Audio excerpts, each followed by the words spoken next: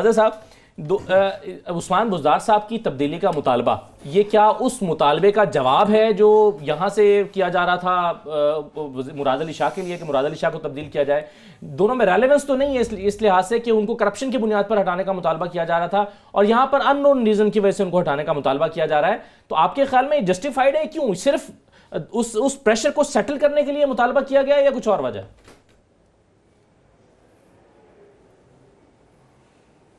ये मुझे लग रहा है पीपल्स पार्टी से PMLQ और PTI पंजाब के कुछ लोगों ने कहा है क्योंकि वो पीपल्स पार्टी या नून लीग, अगर पीपल्स पार्टी और नून लीग अगर ये मुतालबा करे तो वो तो PTI को बड़ा बेल आउट कर रही है इस सिचुएशन में। उस्मान बुज़दार साहब को रहने दें पंजाब में, वो तो उनकी परफॉर्मेंस जैसी है जैसी भी रहेगी, वो ऑलरेडी इमरान खान के लिए एक मुश्किल है सूरत हाल है और इमरान खान ज़ाहिर है आसानी से लोगों को तब्दील नहीं करते। और जो बाकी लोग कुछ भी कहें, मुझे तो नहीं लगता कि उस्मान बुज़दार को इमरान खान तब्दील करेंगे। और जितनी हम उस्मान बुज़दार साहब पर तनकीद करेंगे, जितना उनका मजाक उड़ाएंगे, उतने ही वो मजबूत होते चले जाएंगे, ये याद रखें।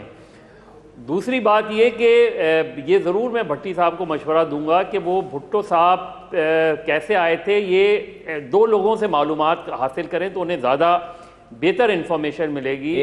एक SM ज़फ़र साहब और दूसरे इलाही बख्श सुमरो साहब। इन दोनों अफराद को एग्जैक्टली पता है कि भुट्टो साहब अयूब साहब की काबीना में कैसे आए थे और किस तरीके से लाए गए थे।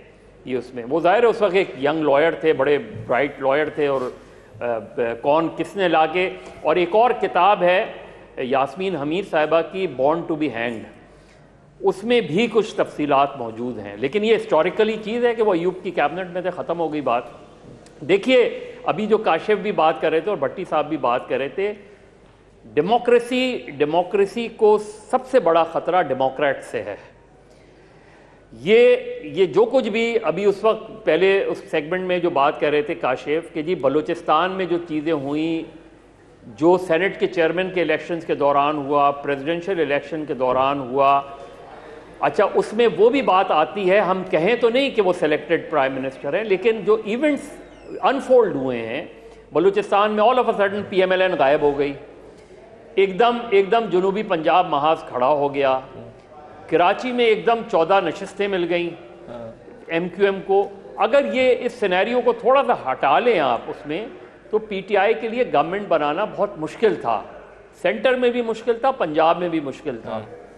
तो ये सिचुएशंस क्रिएट होती हैं। अब इसमें आप जिसको जिस तरीके से चाहें, लेकिन जमहूरियत को, मेरी नज़र में जमहूरियत को उस वक्त ख़तरा होता है जब आमरीत आती है और कुछ लोग आमरीत के साथ मिलते हैं, वेलकम करते हैं आमरीत को, मिठाई तकसीम करते हैं, और कुछ लोग उनसे लड़ाई लड़ते हैं। तो जब भी इस तरह की तकसीम होगी तो डेमोक्रेट्स अगर जब तक एक साथ नहीं खड़े होते, हमेशा डेमोक्रेट्स ने डेमोक्रेसी को डैमेज किया है।